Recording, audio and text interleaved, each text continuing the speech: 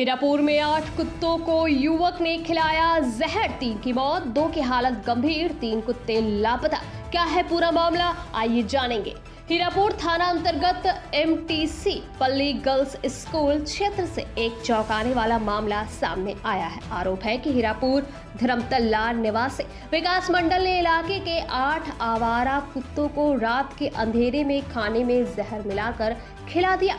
इस घटना से इलाके में सनसनी फैल गई। जहर खाने से 3 कुत्तों की मौत हो गई, जबकि 2 कुत्तों की हालत बेहद गंभीर है। बाकी 3 कुत्तों का अब तक कोई पता नहीं चला है। उन्हें ढूंढने के लिए आसनसोल के पशु प्रेमी लगातार प्रयास कर रहे हैं। आवारा कुत्तों को प्रतिदिन भोजन कराने वाले सुमित भट्टाचार्य ने विकास मंडल के खिलाफ आसनसोल दुर्गापुर पुलिस कमिश्नरेट और हीरापुर थाने में लिखित शिकायत दर्ज कराई है। सुमित ने आरोप लगाया कि विकास मंडल ने जानबूझकर इस घटना को अंजाम दिया। सुमित का कहना है कि कुछ दिन पहले विकास मंडल की एक मुर्गी को इलाके के एक आवारा कुत्ते ने मार दिया था। इसके बाद विकास मंडल उस कुत्ते को मारने की धमकी देता घूम रहा था।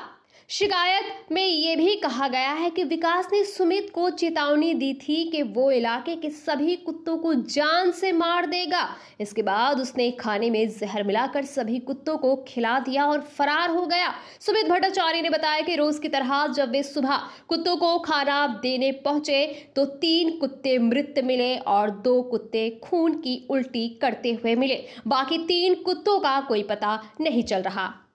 গোটা ব্যাপারটা আজকে কিছুদিন ধরে ওই নারায়ণ মণ্ডলের যিনি ছেলে রয়েছেন বিকাশ মণ্ডল, ও এসে পরে এখানে আমাদের বলে যায় যে আমার ঘরের কিছু মুরগি খেয়ে নিয়েছে, এটার কারণে আমি কুকুরগুলোকে ছাড়বো না, কুকুরগুলোকে মারবো। তো আমরা রীতিমতন বলি যে কুকুরকে মেরে, অবলা জীবকে মেরে তো কোনো লাভ হবে না।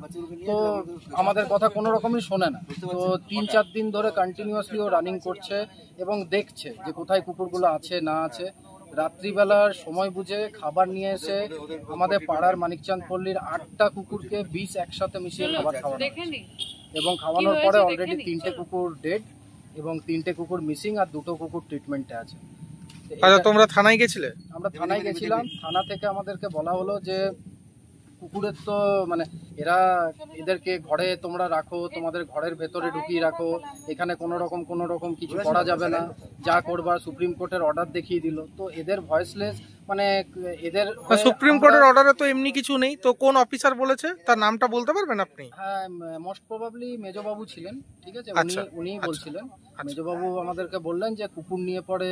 আপনারা কোনো এনজিও সাপোর্ট নিয়েছেন? এনজিও সাপোর্ট বলতে আমরা আয়ুদারের সাথে জয়েন করেছি এবং আয়ুদারের তারাদাকে আমরা বলেছি। আর কাকে কোন কোন অ্যানিমেল লাভারদের সাথে যোগাযোগ করেছেন? তারাদা ছিলেন, সুদেশনা ছিল, ইমন ছিল, বাবুয়াদা ছিল এবং আমাদের পাড়ার আস্তিকদা ছিল, ঠিক আছে। যেটা আমরা টোটালি এই টিমটা মিলে আমরা গেছিলাম থানা এবং এই একটা কমপ্লেন আমরা রেজিস্টার্ড করেছি। যেটা এখনো কি এফআইআর হয়েছে না এফআইআর হয়নি? এফআইআর হয়নি, একটা জাস্ট জিডি তে নট ভেরিফাইড করে ওটা আমাদের হাতে থাকে। আপনার নাম? সুমিত ভট্টাচার্য। আজ আমরা পশুপ্রেমীরা এই আসানসোল হীরাপুর থানায় এসেছি, কারণ আমাদের দাবি ছিল যে 8টি কুকুরকে যে বিষ দিয়ে মারা হয়েছে তার জন্য আমরা সকালে এফআইআর করেছিলাম। যে ছেলেটি এফআইআর করেছিল সুমিত ভট্টাচার্য, তারপরেও কোনো অ্যাকশন হয়নি। কুকুরগুলো রাস্তার মধ্যে পড়েছিল। তো আমরা বারবার পুলিশ থানায় কল করার পর, এসিপিকে কল করার পর, ডিসিপিকে কল করার পর লাস্টে ওনারা এই একটু কিছুক্ষণ আগে 30 মিনিটস আগে গাড়ি পাঠায় এবং বডিগুলিকে নিয়ে আসে।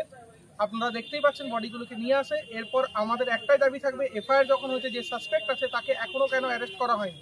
তো আমরা পশুপ্রেমীরা এখনো দাঁড়িয়ে আছি। আমরা আশা রাখছি খুব তাড়াতাড়ির মধ্যে তাকে অ্যারেস্ট করা হবে। যদি না করা হয় আজকের মধ্যে অ্যারেস্ট, আমরা এই থানার মধ্যে ধর্নায় বসবো। তারাশঙ্কর নাগ, পশুপ্রেমী।